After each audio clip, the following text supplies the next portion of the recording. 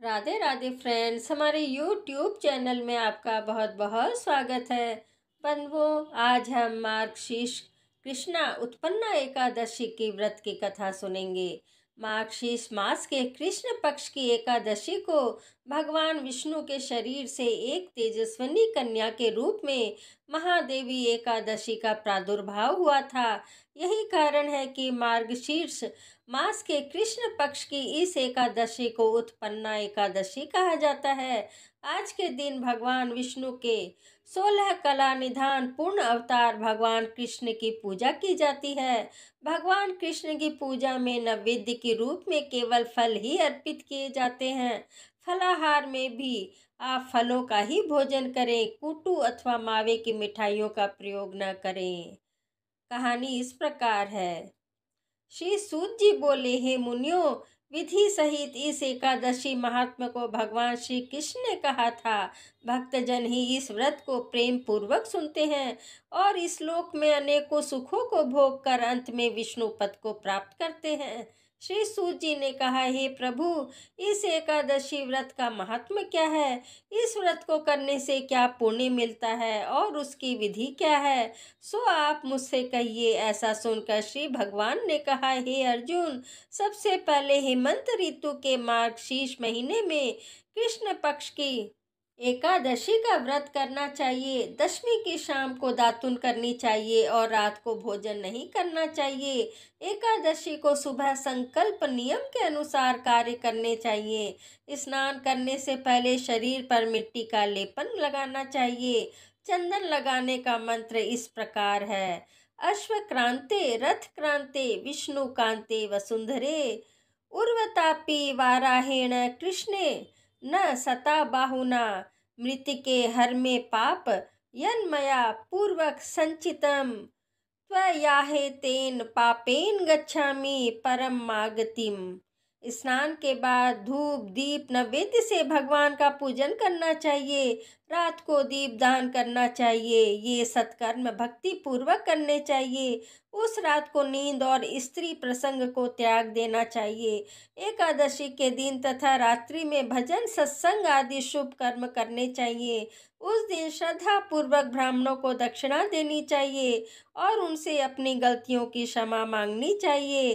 धार्मिक जनों को शुक्ल और कृष्ण पक्ष की दोनों एकादशियों को एक साथ समझना चाहिए। उनमें भेद मानना उचित नहीं है। ऊपर लिखी विधि के अनुसार जो मनुष्य एकादशी का व्रत करते हैं उनको शंखोद्वार तीर्थ एवं दर्शन करने से जो पुण्य मिलता है वह एकादशी व्रत के पुण्य के 16वें भाग के बराबर भी नहीं। व्यतिपात योग में, संक्रांति में तथा चंद्र सूर्य ग्रहण में दान देने से और कुरुक्षेत्र में स्नान करने से जो पुण्य प्राप्त होता है वही पुण्य मनुष्य को एकादशी का व्रत करने से प्राप्त होता है। जो फल दे पाठी ब्राह्मणों को 1000 गोदान करने से मिलता है उससे 10 गुना अधिक पुण्य एकादशी का व्रत करने से मिलता है। 10 श्रेष्ठ ब्राह्मणों को भोजन कराने से जो पुण्य मिलता है वह एकादशी के पुण्य के 10वें भाग के बराबर होता है। निर्जल व्रत करने का आधा फल एक बार भोजन करने के बराबर होता है। उपरोक्त कोई सा एक व्रत जरूर करना चाहिए। एकादशी का व्रत करने पर ही यज्ञ दान तप आदि मिलते हैं, अन्यथा नहीं। अतः एकादशी को अवश्य ही व्रत करना चाहिए।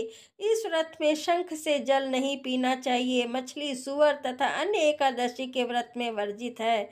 एकादशी व्रत का फल 1000 यज्ञों से भी अधिक है। ऐसा सुनकर अर्जुन ने कहा, हे भगवान, आपने इस एकादशी के पुण्य को अनेक तीर्थों से श्रेष्ठ तथा पवित्र क्यों बतलाया है? सो सब आप विस्तार पूर्वक कहिए। भगवान बोले, हे अर्जुन, सतयुग में एक महाभयंकर दैत्य हुआ था। उसका नाम मूर था। उस दैत्य ने इंद्र आदि देवताओं को विजय प्राप्त कर उन्हें उनके स्थान से गिरा दिया। तब देवेंद्र ने महादेव जी से प्रार्थना की, हे शिव शंकर, हम सब देवता मूर दैत्यों के अत्याचारों से दुखित हो मृत्यु लोक में अपना जीवन व्यतीत कर रहे हैं। अन्य देवताओं की हालत का तो मैं वर्णन ही नहीं कर सकता। आप कृपा कर इस महान दुख से छूटने का उपाय बतलाइए। शंकर जी बोले, हे देवेंद्र, आप विष्णु भगवान के पास जाइए। इंद्र तथा अन्य देवता महादेव जी के वचनों को सुनकर क्षीर सागर गए, जहाँ पर भगवान विष्णु शेष शैया पर शयन कर रहे थे। भगवान को शयन करते देखकर देवताओं सहित इंद्र ने स्तुति की, हे देवताओं के देव, आप स्तुति करने योग्य हैं, आपको बारंबार प्रणाम है दैत्यों के संहारक, हे मधुसूदन, आप हमारी रक्षा करें। हे जगन्नाथ, समस्त देव दैत्यों से भयभीत होकर हम आपकी शरण में आए हैं। इस समय दैत्यों ने हमें स्वर्ग से निकाल दिया है और हम सब देवता पृथ्वी पर विचरण कर रहे हैं। अब आप ही हमारी रक्षा कीजिए, रक्षा कीजिए। देवताओं के द्वारा करुणापूर्ण वाणी को सुनकर श्री विष्णु भगवान बोले, हे देवताओं, वह कौन सा दैत्य है जिसने देवताओं को जीत लिया है? भगवान के उस अमृत रूपी वचनों को सुनकर इंद्र बोले, हे भगवान, प्राचीन समय में नाड़ी जंग में नाम का एक दैत्य था। उस दैत्य की ब्रह्म में वंश उत्पत्ति हुई थी। उसी दैत्य के लड़के का नाम मुर है। उसकी राजधानी चंद्रावती है। उस चंद्रावती नगरी में वह मुर नामक दैत्य निवास करता है, जिससे अपने बल से समस्त विश्व को जीत लिया है और समस्त देवताओं को देवलोक से निकालकर इंद्र, अग्नि, यम, वरुण, चंद्रमा, सूर्य आदि लोकपाल बनाए हैं। वह स्वयं सूर्य बनकर पृथ्वी को तापता है और स्वयं मेघ बनकर जल की वर्षा करता है। अतः आप उस बलशाली भयानक दैत्य को मारकर देवताओं की रक्षा करें। इंद्र के ऐसे वचन सुनकर श्री विष्णु भगवान बोले, देवताओं, मैं तुम्हारी शत्रुओं का शीघ्र ही संहार करूंगा। अब आप उस चंद्रावती नगरी को जाइए। इस प्रकार भगवान विष्णु देवताओं के साथ चल दिए। उस समय दैत्यपति मुर अनेकों दैत्यों के साथ युद्ध भूमि में गरज रहा था। युद्ध प्रारंभ होने पर असंख्य दानव अनेकों अस्त्र शस्त्रों को धारण कर देवताओं से युद्ध करने लगे, परंतु देवताओं दैत्यों के आगे एक क्षण भी न ठहर सके। तब भगवान विष्णु भी युद्ध भूमि में आ गए। तब दैत्यों ने भगवान विष्णु को युद्ध भूमि में देखा तो उन पर अस्त्र शस्त्रों का प्रहार करने लगे। भगवान भी चक्र और गदा से उनके अस्त्र शस्त्रों को नष्ट करने लगे। इस युद्ध में अनेकों दानव सदैव के लिए सो गए, परंतु दैत्यों का राजा मुर भगवान के साथ निश्चल भाव से युद्ध करता रहा। भगवान विष्णु मुर को मारने के लिए जिन जिन शस्त्रों का प्रयोग करते, वे सब उनके तेज से नष्ट होकर उस पर पुष्पों के समान गिरने लगे। अनेक अस्त्रों शस्त्रों का प्रयोग करने पर भी भगवान उसको न जीत सके। वह आपस में मल्ल युद्ध करने लगे। भगवान विष्णु उस दैत्य से देवताओं के लिए सहर्ष वर्ष तक युद्ध करते रहे, परंतु उस दैत्य को न जीत सके। अंत में विष्णु शांत होकर विश्राम करने की इच्छा से बद्रिकाश्रम चले गए। उस समय 38 कोस लंबी एक द्वार वाली हेमवती नाम की एक गुफा में शयन करने की इच्छा से भगवान घुसे। हे अर्जुन, अतः मैंने उस गुफा में शयन किया।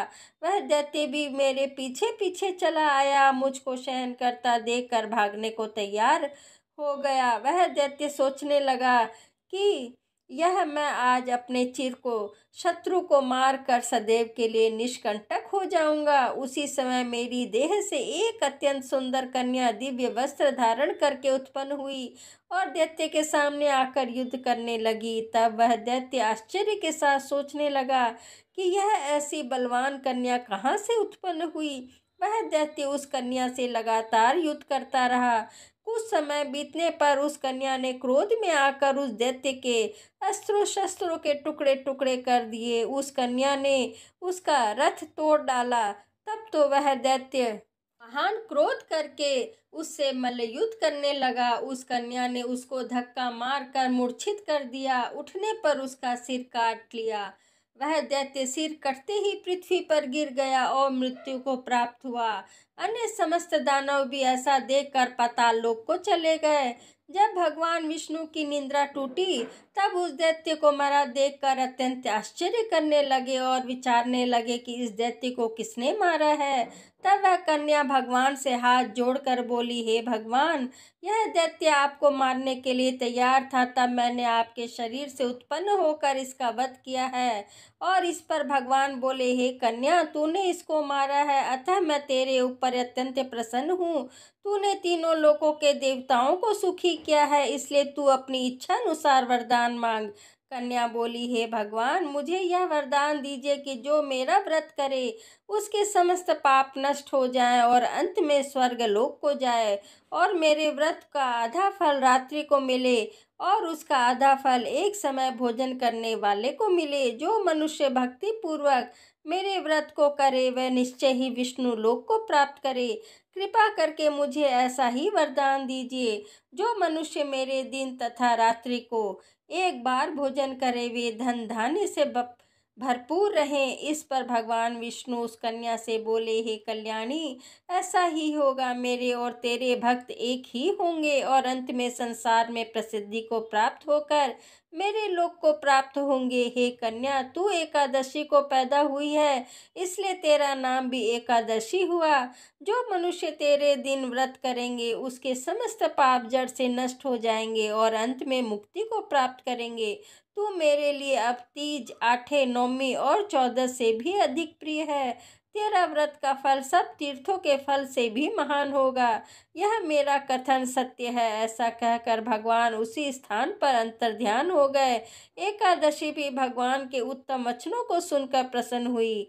भगवान बोले, हे अर्जुन, सब तीर्थों दोनों व्रतों के फल से एकादशी का फल सर्वश्रेष्ठ है। मैं एकादशी व्रत करने वाले मनुष्यों के शत्रुओं को नष्ट कर देता हूँ और उन्हें मोक्ष देता हूँ। उन मनुष्यों के विघ्नों को मैं स्वयं ही नष्ट कर देता हूँ। हे अर्जुन, यह मेरे और तुमसे एकादशी की उत्पत्ति के बारे में बतलाया है। एकादशी व्रत समस्त पापों का नष्ट करने वाला और सिद्धि को देने वाला है। उत्तम मनुष्यों को दोनों पक्षों की एकादशियों को समान समझना चाहिए। उनसे भेदभाव मानना उचित नहीं है। जो मनुष्य एकादशी महात्म को श्रवण व पठन करते हैं उनको अश्वमेध यज्ञ का फल मिलता है। जय विष्णु भगवान की जय। एकादशी माता की जय।